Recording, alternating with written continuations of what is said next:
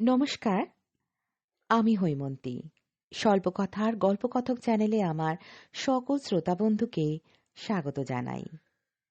আজকে যে গল্পটি পাঠ করব বলে বেছে নিয়েছি সেটি হল শরদিন্দু বন্দ্যোপাধ্যায়ের লেখা হেমনলিনী। গল্প পাঠ যদি ভালো লেগে থাকে তাহলে চ্যানেলটিকে সাবস্ক্রাইব করে পাশে থাকার অনুরোধ রইল। শুনতে থাকুন আজকের গল্প। বৈদ্যনাথবাবু বর্তমানে যে শহরটিতে বাস করিতেছেন তাহার নাম উজ্জ রহিল। বৈদ্যনাথবাবুর নামও বৈদ্যনাথ নয়। অজ্ঞাতবাস করিতে হইলে নাম ধাম সম্বন্ধে একটু সতর্কতা প্রয়োজন। শহরটি খুব বড় নয়, মহকুমা শহর। বাঙালির সংখ্যা মুষ্টিমেয়। এইখানে একটি ছোট বাসা লইয়া গত 6 মাস বৈদ্যনাথবাবু একাকী অজ্ঞাতবাস করিতেছেন। বৈদ্যনাথবাবুর বয়স 56 বছর। মাত্র 1 বছর তিনি সরকারি চাকরি হইতে অবসর গ্রহণ করিয়াছেন। শুষ্ক নিরস গোছের চেহারা, মাথার চুল ছোট করিয়া ছাঁটা, নাকের নিচে গোফের প্রজাপতি সাদা হইয়া গিয়াছে, কিন্তু তাহার শরীর এখনো বেশ সতেজ ও সমর্থ আছে। বৈদ্যনাথবাবুর সংসারে গৃহিণী, এক পুত্র এবং পুত্রবধূ ছিল। পুত্রটি ভালো চাকরি করে, পুত্রবধূও শান্তশিষ্ট মেয়ে, কিন্তু গৃহিণীর স্বভাব ছিল প্রচণ্ড। তবু যতদিন বৈদ্যনাথবাবু চাকরিতে ছিলেন ততদিন যুদ্ধ বিগ্রহের অবকাশ বেশি ছিল না। কিন্তু তিনি যখন অবসর লইয়া গৃহে আসিয়া বসিলেন তখন রণরঙ্গ প্রায় অষ্টপ্রহর ব্যাপী হইয়া উঠিল। বৈদ্যনাথবাবুর হৃদয়ে যথেষ্ট তেজ থাকিলেও রসনার প্রাখর্যে তিনি গৃহিণীর সমকক্ষ ছিলেন না। প্রতি খণ্ড যুদ্ধে তাহার পরাজয় ঘটিতে লাগিল। এইরূপ পরিস্থিতি বৈদ্যনাথবাবু 6 মাস সহ্য করিলেন। তারপর একদিন পৃষ্ঠ প্রদর্শন করিলেন। চুপি চুপি ব্যাংকের সহিত ষড়যন্ত্র করিয়া তিনি ফেরারি হইলেন। ব্যাংকের সহিত ষড়যন্ত্রের কারণ পেনশনের টাকা যথাস্থানে পৌঁছানো চাই। তদবধি বৈদ্যনাথবাবু শান্তিতে আছেন। জগবন্ধু নামক এক ভৃত্য পাইয়াছেন, সে রন্ধন করিয়া খাওয়ায়। ক্ষুদ্র বাড়ির চারিপাশ ক্ষুদ্র বাগান আছে। সকাল বিকাল তাহার পরিচর্যা করেন, দ্বিপ্রহরে খবরের কাগজ পড়েন, সন্ধ্যার সময় পার্কে বেড়াইতে যান এবং রাত্রিকালে একাকী শয্যায় শয়ন করিয়া নিদ্রা যান। তাহার মনে কোনো খেদ নাই, কেবল একটি আশঙ্কা মাঝে মাঝে তাহার মনে উকিঝুঁকি মারে। গৃহিণী সন্ধান করিয়া এখানে না আসিয়া জোটেন। যা হোক, এখানে নিরুপদ্রবে 6 মাস কাটিয়া গিয়াছে। বৈদ্যনাথবাবু অনেকটা নিশ্চিন্ত হইয়াছেন। একদিন শীতের সন্ধ্যায় তিনি বেড়াইতে বাহির হইলেন। তাহার বাড়ি হইতে পার্ক মাইলখানেক দূরে। বেশি লোকের ভিড় নাই। প্রত্যহ এখানে গিয়া বৈদ্যনাথবাবু একটি বেঞ্চিতে বসিয়া বিশ্রাম করেন। তারপর পকেট হইতে 2টি বিস্কুট বাহির করিয়া ভক্ষণ করেন। তারপর সন্ধ্যা ঘনীভূত হইলে বাড়ি ফিরিয়া আসেন। আজ শীতটা বেশ চাপিয়া পড়িয়াছে। পার্কে লোক নাই বলিলেই হয়। বৈদ্যনাথবাবু একটি বিস্কুট শেষ করিয়া দ্বিতীয়টিতে কামড় দিতে যাইবেন, এমন সময় পায়ের গোড়ালির কাছে বরফের মতো সিক্ত শীতল স্পর্শ অনুভব করিয়া চমকিয়া উঠিলেন। হেঁট হইয়া বেঞ্চির তলায় দেখিলেন একটি ময়লা হলদে রঙের কুকুরছানা তাহার পায়ের পিছনে বসিয়া আছে এবং ঠুকঠুক করিয়া কাঁপিতেছে। কুকুর শাবকের বয়স 3-4 মাসের বেশি হইবে না। অস্থিসার ক্ষুধার্ত চেহারা, শীর্ণ ল্যাজটি অল্প অল্প নড়িতেছে। বৈদ্যনাথ বাবুর সঙ্গে চারি চক্ষুর মিলন হইতেই সে গলার মধ্যে কুই কুই শব্দ করিল। বৈদ্যনাথ বাবু একটু বিব্রত হইলেন। কুকুরের সঙ্গে তাহার কোনো প্রকার ঘনিষ্ঠতা ছিল না, কখনো কুকুর পোষেন নাই। রাস্তার 2-4টা কুকুর দেখিয়াছেন এই পর্যন্ত, তবে এই কুকুরটা তার সঙ্গে ঘনিষ্ঠতা করিতে চায় কেন? পা চাটিয়া দিল কোন উদ্দেশ্যে? তিনি কুকুরকে একটা ধমক দিলেন। কুকুর কিন্তু নড়িল না, বেঞ্চির তলায় বসিয়া কুই কুই করিতে লাগিল। বৈদ্যনাথ বাবু তখন তাহাকে সম্পূর্ণ অগ্রাহ্য করিয়া আবার বিস্কুট মুখে দিবার উদ্যোগ করিলেন। অমনি কুকুরটা আবার তাহার পা চাটিয়া দিল। ভিজা জিভে স্পর্শে তিনি শিহুরিয়া পা টানিয়া লইলেন। কি আপদ! তাহার সন্দেহ হইল ক্ষুধার্ত কুকুর তাহার বিস্কুট খাইতে দেখিয়া লুব্ধ হইয়াছে। তিনি বিস্কুট অর্ধেক ভাঙিয়া কুকুরের সামনে ফেলিয়া দিলেন। পলকের মধ্যে কুকুর বিস্কুট গলধকরণ করিল এবং বেঞ্চির তলা হইতে বাহিরে আসিয়া বাকি বিস্কুটের পানে নিষ্পলক চাহিয়া রহিল। বিরক্ত হইয়া বৈদ্যনাথবাবু বিস্কুটের অর্ধাংশ কুকুরের সামনে ফেলিয়া দিলেন এবং উঠিয়া গৃহে ফিরিয়া চলিলেন। রাত্রি হইয়া গিয়াছে, রাস্তার আলো জ্বলিয়াছে। নির্জন রাস্তায় কনকনে ঠান্ডা হাওয়া যেন আক্রমণ করিবার লোক খুঁজিয়া বেড়াইতেছে। বৈদ্যনাথবাবু পশমের গলা বন্ধ ভালো করিয়া মাথায় জড়াইয়া লইলেন। কিছু দূর গিয়া একটা আলোকস্তম্ভের কাছে আসিয়া তিনি পিছু ফিরিয়া চাহিলেন।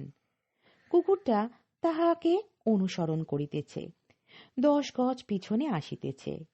তিনি ফিরিয়া দাঁড়াইয়া 2 হস্ত আস্ফালন করিয়া তর্জন করিলেন। কুকুর দাঁড়াইয়া পড়িল, কিন্তু পলায়ন করিল না। তিনি আবার চলিতে আরম্ভ করিলেন। কুকুর দূরত্ব রক্ষা করিয়া পিছনে চলিল। বিস্কুট তাহার ভালো লাগিয়াছে, সন্দেহ নাই। গৃহে পৌঁছিয়া ফটক খুলিতে খুলিতে তিনি পিছনের অন্ধকারে সন্দিগ্ধ দৃষ্টি প্রেরণ করিলেন। 10 গজ দূরে একটা কিছু নড়িতেছে। ঠাহর করিয়া দেখিলেন কুকুরের ল্যাজ। তিনি চট করিয়া ভিতরে প্রবেশ করিয়া ফটক বন্ধ করিয়া দিলেন। ঘরে গিয়া বসিতেই ভৃত্য জগবন্ধু গরম চায়ের পেয়ালা আনিয়া সম্মুখে রাখিল।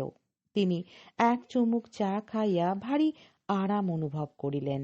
বলিলেন, জগবন্ধু, একটা বিস্কুট এনে দে। আজ একটা বই বিস্কুট খাওয়া হয়নি। আজ্ঞে, বলিয়া জগবন্ধু একবার প্রভুর মুখের পানে সপ্রশ্ন দৃষ্টিপাত করিলেন। বৈদ্যনাথ বাবু বলিলেন, একটা কুকুর এমন জ্বালাতন করল। জগবন্ধু প্লেটে করিয়া বিস্কুট আনিয়া দিল।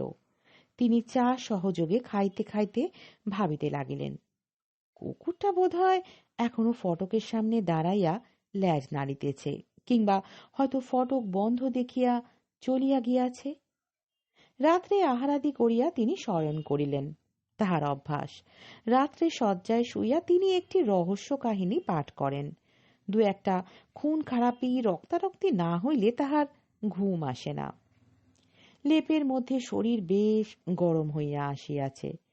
চোখের সামনে রহস্য কাহিনীর পাতা ঝাপসা হইয়া যাইতেছে। এমন সময় তাহার তন্দ্রা জড়িত চেতনায় একটি ক্ষীণ শব্দ অনুপ্রবিষ্ট হইল। কুই কুই কুই ছুই। তন্দ্রা ছুটিয়া গেল। বৈদ্যনাথবাবু কান খাড়া করিয়া রহিলেন। হ্যাঁ, কুকুরই বটে। কোনো অজ্ঞাত উপায়ে ফটক পার হইয়াছে এবং তাহার শয়নকক্ষের দরজার কাছে বসিয়া কুই কুই করিতেছে। জ্বালাতন! বৈদ্যনাথবাবু পাশ ফিরিয়া কানের ওপর লেপ চাপা দিলেন, কিন্তু কুকুরের কাকুতি লেপ ভেদ করিয়া তাহার কর্ণে প্রবেশ করিতে লাগিল। কোথাকার আপদ হাসিয়া জুটিল। একটা কিছু করা দরকার, নইলে সারা রাত হয়তো কুই কুই শব্দ চলিতে থাকিবে। শয্যায় উঠিয়া বসিয়া বৈদ্যনাথবাবু ডাকিলেন, জগবন্ধু! কিন্তু জগবন্ধুর সাড়া পাওয়া গেল না। সে রান্নাঘরে শোয়, সম্ভবত কানে কম্বল চাপা দিয়া ঘুমাইতেছে। তিনি তখন নানা প্রকার বিরক্তি সূচক শব্দ করিতে করিতে লেপ ছাড়িয়া উঠিলেন। বাহিরের দরজা খুলিতেই এক ঝলক হাড় কাঁপানো হাওয়া তাহাকে অভিষিক্ত করিয়া দিল। তিনি দেখিলেন সেই কুকুরটা অদূরে দাঁড়াইয়া ঘন ঘন ল্যাজ নাড়িতেছে। তাহার যেমন রাগ হইল, তেমনি একটু দয়াও হইল। আহা, এই শীতে একটা প্রাণী তাহার আশ্রয় চায়, কিন্তু তিনি তিরিক্ষিভাবে বলিলেন, কি চাস? কুকুরটা বোধহয় তাহার কণ্ঠস্বরে করুণার আভাস পাইয়াছিল। সে বাক্য ব্যয় না করিয়া ঘরে ঢুকিয়া পড়িল। বৈদ্যনাথ বাবু তড়িতে দ্বার বন্ধ করিয়া ঠান্ডা হাওয়ার পথ রোধ করিলেন। কুকুরটা দেয়াল ঘেঁষিয়া দাঁড়াইয়া আর চোখে তাহার পানে চাহিতে লাগিল। তাহার ল্যাজটি সম্পূর্ণ স্বাধীনভাবে নড়িয়া চলিল। বৈদ্যনাথ বাবু ভালো করিয়া তাহাকে দেখিলেন। মাদি কুকুর, সরু সূচালো মুখ, কান দুটো তীক্ষ্ণভাবে উঁচু হইয়া আছে, গায়ের হলদে লোম স্থানে স্থানে উঠিয়া গিয়াছে, একেবারে খাঁটি লেডি কুত্তা। ইহারা রাস্তায় জন্মগ্রহণ করে, রাস্তায় জীবনযাপন করে এবং অন্তিমে রাস্তায় প্রাণ বিসর্জন করে। ইহাদের গৃহ নাই। বৈদ্যনাথ বাবু বিরাগপূর্ণ স্বরে বলিলেন, আজ থাকো, কাল সকালেই বিদায় করে দেব। শয়ন করিতে গিয়া তিনি থামিয়া গেলেন। কুকুরটা হয়তো সারাদিনে ওই একটা বিস্কুট ছাড়া আর কিছুই খায় নাই। আশ্রয় যখন দিয়াছেন তখন তাহার পেটের জ্বালা নিবারণ করিলে দোষ কি? তিনি রান্নাঘরে গিয়া এক টুকরা পাউরুটি আনিয়া কুকুরটার সামনে ফেলিয়া দিলেন। সে পাউরুটির ওপর লাফাইয়া পড়িয়া খাইতে লাগিল। তাহার ল্যাজটা উন্মত্তভাবে নৃত্য শুরু করিয়া দিল। বৈদ্যনাথ বাবু লেপ মুড়ি দিয়া শয়ন করিলেন। তাহার খাটের পাশে একটা হরিণের চামড়ার পাপোশ ছিল। আলো নিভাইবার পূর্বে তিনি লক্ষ্য করিলেন কুকুরটা আহার সম্পন্ন করিয়া দ্বিধা জড়িত পদে আসিয়া হরিণের চামড়ার ওপর কুণ্ডলি পাকাইয়া শয়ন করিল। কুকুরটাকে কিন্তু তাড়ানো গেল না। বৈদ্যনাথ বাবুর মনে বোধহয় তেমন লৌহ কঠিন দৃঢ়তা ছিল না। উপরন্তু দেখা গেল জগবন্ধুর কুকুরের প্রতি বিশেষ আসক্তি আছে।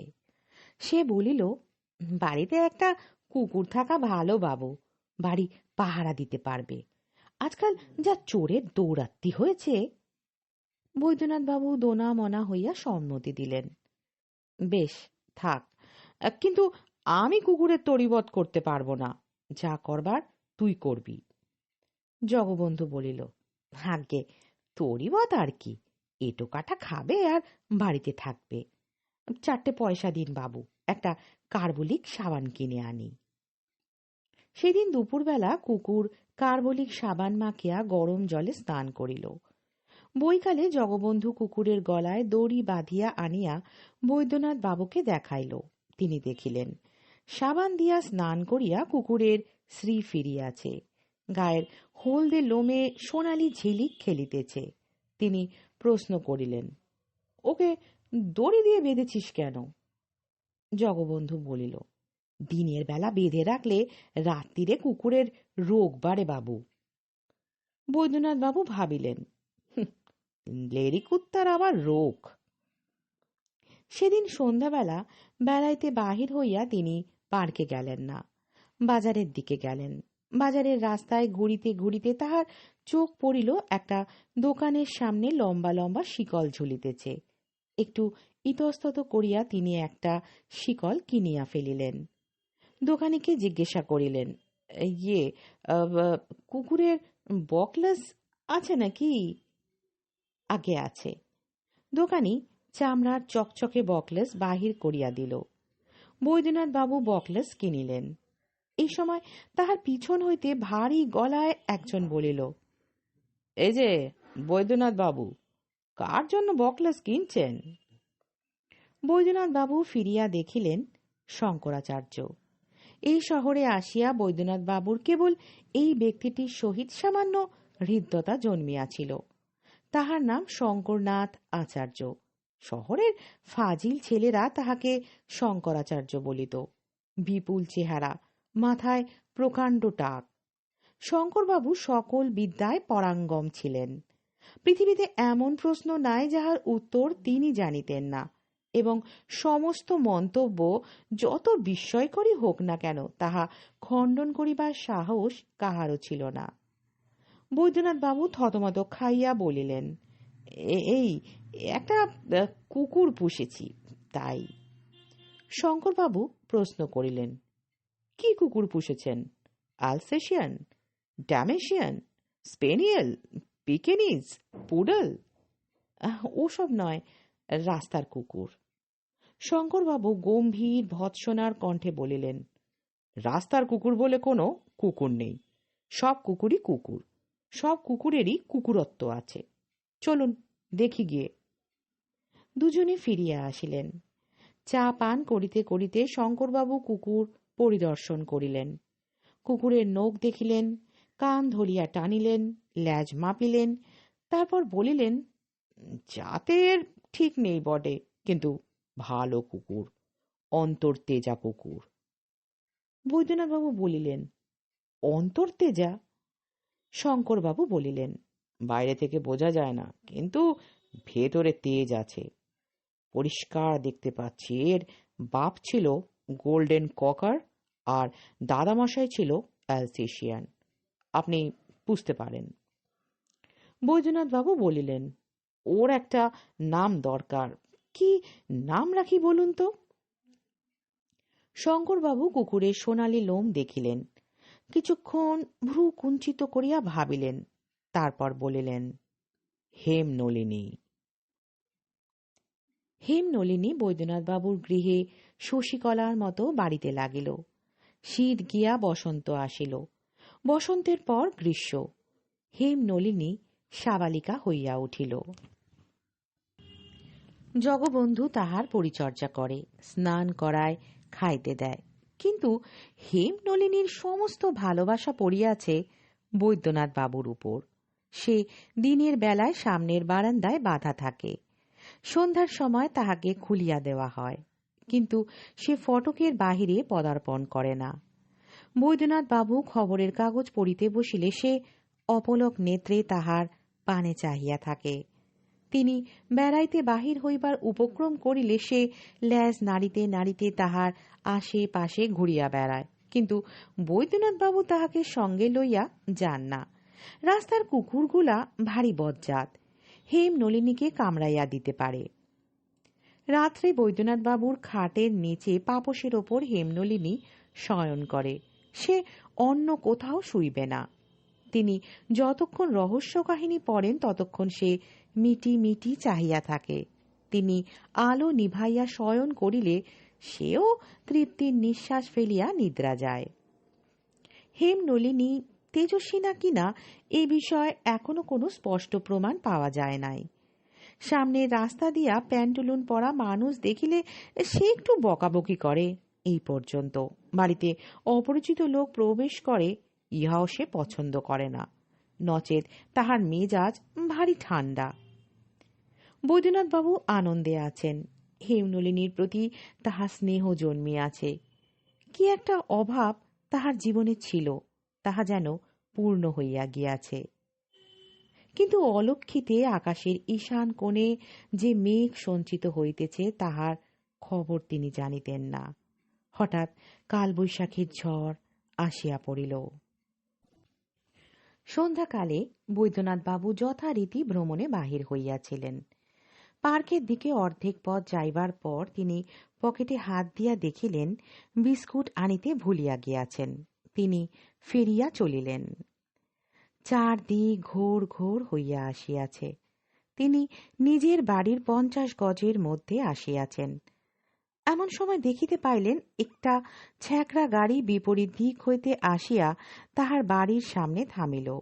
গাড়ির মাথায় কয়েকটা বাক্স প্যাটরা রহিয়াছে। বৈদ্যনাথ বাবুর বুকের মধ্যে ছ্যাঁত করিয়া উঠিল। তিনি রাস্তার পাশে একটা গুলমোহর গাছের তলায় দাঁড়াইয়া দেখিতে লাগিলেন। গাড়ি হইতে একটি মহিলা অবতরণ করিলেন। গাছতলায় বৈদ্যনাথ বাবুর নিঃশ্বাস বন্ধ হইয়া আসিল। কি সর্বনাশ! গৃহিণী! গুপ্ত গৃহের সন্ধান পাইয়াছেন, নিশ্চয়ই ব্যাংক বিশ্বাসঘাতকতা করিয়াছে। বাক্স প্যাটরা লইয়া গৃহিণী কায়েমি ভাবে বসবাস করিবার জন্য আসিয়াছেন। এখন উপায়? গলদঘর্ম বৈদ্যনাথবাবু দেখিতে লাগিলেন। গাড়ি দাঁড়াইয়া রহিল। গৃহিণী গজেন্দ্র গমনে ফটক খুলিয়া ভিতরে প্রবেশ করিলেন। তাহার তীক্ষ্ণ কণ্ঠস্বর শোনা গেল, কিন্তু কথাগুলো বোঝা গেল না। বোধ করি ভৃত্য জগবন্ধুকে তিরস্কার করিতেছেন। 1 মিনিট কাটিয়া গেল। তারপর তারপর হেমনলিনীর কণ্ঠস্বর শোনা গেল, ঘেউ ঘেউ ঘেউ। হেমনলিনীর এমন ভয়ঙ্কর ডাক বৈদ্যনাথ বাবু পূর্বে কখনো শোনেন নাই। তাহার সর্বাঙ্গ কণ্টকিত হইয়া উঠিল। এবার হেমনলিনীর কণ্ঠস্বরের সহিত গৃহিণীর কণ্ঠস্বর মিশিল। ওরে বাবারে, মেরে ফেলল রে!